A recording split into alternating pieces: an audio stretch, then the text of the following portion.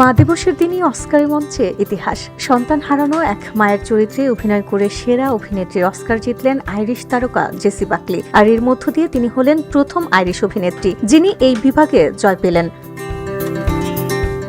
Academic অ্যাওয়ার্ডসের এবারের আসরে Hamlet সিনেমার অসাধারণ অভিনয়ের জন্য সেরা অভিনেত্রীর পুরস্কার জিতে নেন বাকলি। ছবিটি পরিচালনা করেছেন অস্কার জয়ী নির্মাতা চার্লে জাও।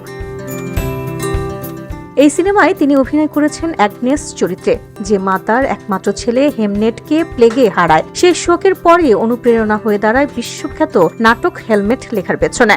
বসুন্ধরা, উত্তরা, বনশ্রী, কুড়িল ও বাড্ডা সহ রাজধানীর বিভিন্ন স্থানে অভিজাত ও অত্যাধুনিক মানের ফ্ল্যাট কেনার এক নির্ভরযোগ্য প্রতিষ্ঠান pleasant properties limited.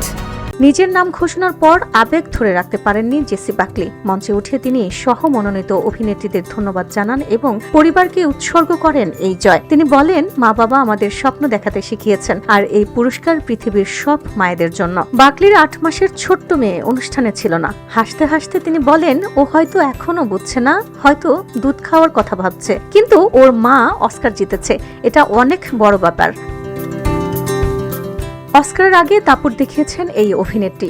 BAFTA awards, golden Globes awards এবং ক্রিটিক্স চয়েস অ্যাওয়ার্ডস সবখানে জিতেছেন সেরা অভিনেত্রীর সম্মাননা। অস্কারের মঞ্চে এই জয়ের মধ্য দিয়ে শুধু নিজের ক্যারিয়ার নয়, আইরিশ চলচ্চিত্র ইতিহাসেও নতুন মাইলফলক গড়লেন জেসি বাকলি।